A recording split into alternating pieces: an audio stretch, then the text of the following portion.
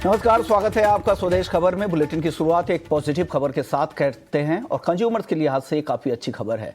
महंगाई के मोर्चे पर अब राहत मिलती दिख रही है। फरवरी महीने में रिटेल महंगाई दर में गिरावट दर्ज की गई है और ये घटकर 3.61% पर आ गई है। इसी के साथ खुदरा महंगाई फरवरी में घटकर 7 महीने के निचले स्तर पर आ चुकी है। जनवरी महीने में खुदरा महंगाई दर 4.26% रही थी। खाने पीने की चीजों की कीमतों में नरमी की वजह से फरवरी में रिटेल महंगाई दर में ये कमी आई है। इस गिरावट से आरबीआई की मॉनेटरी पॉलिसी कमेटी की अप्रैल में जो बैठक होने वाली है उसमें रेपो रेट में एक और कटौती करने का रास्ता खुल सकता है, क्योंकि महंगाई दर अगर आप देखें तो आरबीआई के टारगेट के नीचे आ चुका है। इसी पे बातचीत चर्चा करते हैं। सबसे पहले हमारे साथ मिताली निकोरे हैं, फाउंडर हैं, इकोनॉमिस्ट हैं निकोरे एसोसिएट्स के। शुक्रिया आपने वक्त निकाला मिताली जी। सबसे पहले क्या लग रहा है, क्या ब्याज दरों में वापस से फिर से कटौती की अब संभावनाएं काफी तेज हो गई है, क्योंकि आरबीआई का जो टारगेट है उसके नीचे अब महंगाई आ चुकी है? क्या लग रहा है आपको? जी, मुझे बिल्कुल ये लग रहा है कि अभी जो मार्केट का कंडीशन है, अगर आप देखें तो एक तरफ पे हमारी इक्विटी मार्केट्स हैं और इक्विटी मार्केट्स में तो हम देख ही रहे हैं सेंसेक्स, बीएसई इसमें एक बहुत बड़ा गिराव आया है और गिराव चले ही जा रहा है, क्योंकि वो एक ग्लोबल फैक्टर्स की वजह से हो रहा है, यूएस इकोनॉमी की वजह से हो रहा है, एक ग्लोबल अनसर्टेनिटी की वजह से हो रहा है। लेकिन जो हम अगर इन्फ्लेशन की बात देखें, इन्फ्लेशन पे आज हमारी एक गुड न्यूज आई है कि इन्फ्लेशन अब थोड़ी कम हो रही है, आरबीआई के जो लिमिट है उससे नीचे आ रही है। तो अब एक और रिलीफ की तरफ हम जा सकते हैं। और ये देखिए आपकी इन्फ्लेशन की जो गिरावट है, अगर आपको याद होगा 1 महीने पहले ही आरबीआई ने इंटरेस्ट रेट्स कट करे थे और फिर इन्फ्लेशन में गिरावट हुई। तो अब अगर हम देखें तो फिर ये गिरावट की डिस्पाइट इस गिरावट के हमारे इंटरेस्ट रेट्स कम हुए और इन्फ्लेशन भी कम हो रही है। तो मुझे लगता है कि आगे चल के इंटरेस्ट रेट्स फिर से कम हो सकते हैं। एक फिस्कल स्पेस उसका बन गया है, मॉनेटरी स्पेस उसका बन गया है। आगे का ट्रेंड कैसा आपको दिख रहा है? ये जो महंगाई आपको दिख रही है, खाने पीने की कीमतों में जो नरमी आई है, सरकार की लगातार जिस तरह की कोशिशें हैं कि सप्लाई बढ़ाने की, चाहे वो पल्सेस को लेकर हो या फिर एडिबल ऑयल को लेकर हो, पल्सेस में लगातार नरमी आ रही है। ज्यादातर दालों के दाम एमएसपी के नीचे आ चुके हैं। आगे के लिए आपको ट्रेंड कैसा दिख रहा है महंगाई का? देखिए इस साल का अगर हम क्वार्टर बाय क्वार्टर देखें और पिछले साल का भी क्वार्टर बाय क्वार्टर देखें, तो मुझे लगता है कि जो जुलाई वाला क्वार्टर होगा वो थोड़ा-सा डिफिकल्ट मुश्किल क्वार्टर होगा, क्योंकि जुलाई वाले क्वार्टर में हम देखते हैं कि बहुत हमारे देश के बहुत सारे रीजन्स में बहुत हेवी रेनफॉल, बहुत हेवी हेवी बारिश आनी शुरू हो गई है और काफ़ी टाइम पर वो प्रिडिक्ट भी नहीं कर सकते हैं और कुछ जगहों पे ड्राउट की कंडीशंस और एक्सट्रीम हीट वेव भी प्रिडिक्टेड है। तो इन वजहों से मुझे लगता है कि जुलाई ऑनवर्ड्स वाला जो क्वार्टर होगा वहां पर हम तब देखेंगे कि सप्लाई चेन में कुछ कंस्ट्रेंट्स आएंगे और इन्फ्लेशन फिर बढ़ेगा, महंगाई फिर बढ़ेगी जुलाई से। लेकिन जो अगला क्वार्टर है अप्रैल टू जून वाला क्वार्टर, उसमें मुझे लगता है कि अभी ये जो फूड प्राइसेस है इसकी इन्फ्लेशन कंट्रोल रहेगी और खाने के पदार्थों की जो कीमतें हैं वो उसमें अभी इस तरह की नरमी बकायद रहेगी। लेकिन जुलाई से मुझे लगता है कि थोड़ी-सी दिक्कतें फिर से आ सकती हैं।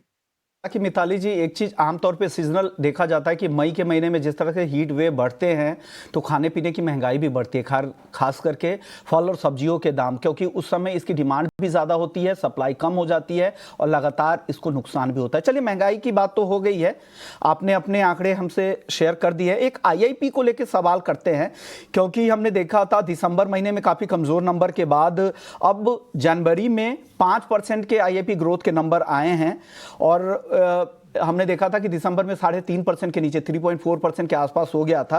यहां पर मैन्युफैक्चरिंग सेक्टर में सुधार दिख रहा है।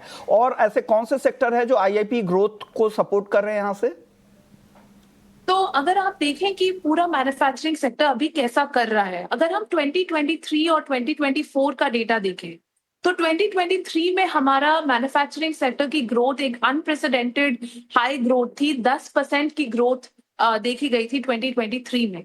फिर 2024 में हमने फिर एक स्लो डाउन देखा और हमने देखा कि मैन्युफैक्चरिंग सेक्टर वापस 5 या 6% के एवरेज रेट पर फिर ग्रो कर रहा है, लेकिन 10% नहीं रीच किया। अब 2025 में मुझे लगता है वो साइकिल फिर से बदल रहा है और इसे हम सिक्लिकल ग्रोथ कहते हैं इकोनॉमिक्स में। तो एक साइकिल का पहिया आगे चल रहा है और अब हम देखेंगे कि फिर से ग्रोथ आगे बढ़ेगी, क्योंकि मैन्युफैक्चरिंग सेक्टर में दो चीजें इंडिया के फेवर में है आज अगर हम देखें। सबसे पहले तो प्रोडक्शन लिंक्ड इंसेंटिव स्कीम आज भी गवर्नमेंट ने कायम करी हुई है और बहुत सारे सेक्टर्स में, चाहे इलेक्ट्रॉनिक्स सेक्टर हो, चाहे वो सेमीकंडक्टर सेक्टर हो, हाई टेक्नोलॉजी मैन्युफैक्चरिंग हो, इसमें अभी भी गवर्नमेंट का सपोर्ट बहुत है फॉरेन इन्वेस्टर्स को भी और डोमेस्टिक इन्वेस्टर्स को भी। और दूसरी चीज जो इसके फेवर में जा रही है वो ये है कि बहुत सारे इक्विटी इन्वेस्टर्स पूरी दुनिया में आज एक स्टेबल मार्केट ढूंढ रहे हैं कि हम कहाँ इन्वेस्ट करें, क्योंकि हर जगह एक ग्लोबल अनसर्टेनिटी चल रही है। तो उसमें इंडिया एक बहुत स्टेबल मार्केट के रूप में आगे आ रहा है। तो मुझे ये लगता है कि ये दोनों को अगर हम कंबाइन करें तो यही आज हमारा जो आईआईपी का ग्रोथ आप दिखा रहे हैं, उसमें बता रहे हैं ये वाले आंकड़े, उसमें यही स्टेबिलिटी ग्लोबल अनसर्टेनिटी के कंट्रास्ट में जो इंडिया में स्टेबिलिटी है वो दिख रही है और वो बिल्कुल साफ आ रही है। अब एक सवाल मेरा होगा ट्रेड वॉर को लेकर। ये जो नंबर्स है आईआईपी ग्रोथ के वो जनवरी के हैं। ऐसे में अब जिस तरह से ग्लोबल पूरा लैंडस्केप चेंज हो रहा है, ट्रेड वॉर को लेकर चिंता है, टैरिफ पॉलिसी को लेकर चिंता है, और चाइना में जिस तरह से डबल टैरिफ लगने के बाद से अब वहाँ पे बहुत सारे ऐसे मैन्युफैक्चरर हैं जो इंडिया या बाकी कंट्रीज़ की तरफ शिफ्ट कर रहे हैं। लेकिन इंडिया के लिए भी बड़ी चिंता ये है, जो रेसिप्रोकल टैरिफ की बातचीत हो रही है कि जितना टैरिफ वो लगा रहे हैं हम पर, हम भी उतना ही लगाएंगे, यूएस का कहना है। तो ऐसे में इंडिया के लिए भी आसान नहीं है आगे की राह, और यहाँ पर भी एक इंपोर्टेड महंगाई बढ़ने का खतरा है, या जिस तरह से महंगाई बढ़ रही है, या यूएस में जो चीज़ें मैन्युफैक्चरिंग होती है अगर वहाँ से वो एक्सपोर्ट होगी बाकी दुनिया के बाकी कोने में, तो उसकी भी महंगाई बढ़ेगी कि वो बहुत सारी चीज़ों का इंपोर्ट करते हैं, फिर फैब्रिकेशन के काम के बाद उसे एक्सपोर्ट करते हैं। ऐसे में क्या लग रहा है आगे किस तरह की ग्रोथ रहेगी और क्या चैलेंजेस आप देखते हैं यहाँ से? अगर हम आज ट्रेड की बात करें तो कोई भी इंसान नहीं है दुनिया में जो प्रिडिक्ट कर सकता है कि ट्रेड का क्या होगा, क्योंकि अगर मतलब प्रेसिडेंट ट्रम्प एक दिन कुछ कह रहे हैं और दूसरे दिन कुछ और ही कह रहे हैं।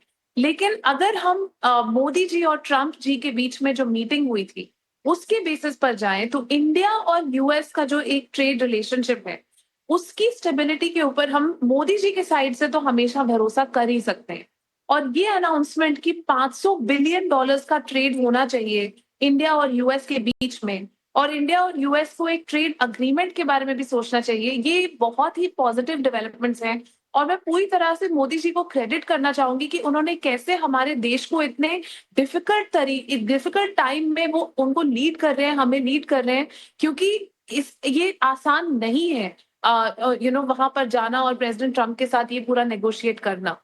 और ऑफ कोर्स रेसिप्रोकल टैरिफ्स का एक डिफिकल्टी है, लेकिन अगेन हमारा जो कस्टम्स डिपार्टमेंट है, हमारे जो कस्टम्स मिनिस्ट्री है, वो सारे टैरिफ्स को एक्चुअली रिव्यू कर रहे हैं अभी और देख रहे हैं कि कहां पर हमारा भी एक टैरिफ रैशनलाइजेशन हो सके, ताकि अमेरिकन प्रोडक्ट्स के लिए भी और बाकी कंट्रीज के प्रोडक्ट्स के लिए भी जो इंडिया इंपोर्ट ड्यूटीज लगाता है कहाँ वो ईज कर सके। वो एक बारी पूरी एक उसकी स्टडी चल रही है और मुझे लगता है कि ये बहुत जरूरी है स्टडी, क्योंकि इंडियन कंज्यूमर्स को भी इसका फायदा हो। बिल्कुल सही बात है, और लगातार उनकी बैठकें भी चल रही। पिछले हफ्ते हमने देखा था कि हमारे कॉमर्स मिनिस्टर भी वहां पर मौजूद थे, कई दिनों तक वहां पर लगातार बैठक चली और नेगोशिएशन का दौर भी चल रहा है। उम्मीद करते हैं कि उसका ज़्यादा असर हम पर कम से कम ना हो। लेकिन चलिए, शुक्रिया, आपने वक्त निकाला, हमारे दर्शकों को समझाया कि इस नंबर्स के क्या फ़ायदे हैं। लेकिन कंज्यूमर्स के लिहाज से अगर देखें, आसान भाषा में अगर कहें तो आपके लिए रिटेल महंगाई इसलिए कम हो गई है कि दाल की कीमतें कम हो रही है, मेजर जितनी भी सब्जियां हैं अभी कंट्रोल्ड में हैं। हालांकि ये सीजनल अप्रैल मई में आमतौर पे महंगी हो जाती है, लेकिन अभी फिलहाल रिटेल महंगाई 3.5% के आसपास 3.61% पे आ गई है, और जुलाई 2024 में ये महंगाई दर 3.54% थी, उसके आसपास आ गई है, यानी 7 महीने के निचले स्तर पर है। पिछले महीने हमने देखा था 4.31% महंगाई दर के नंबर आए थे। चलिए आगे बढ़ते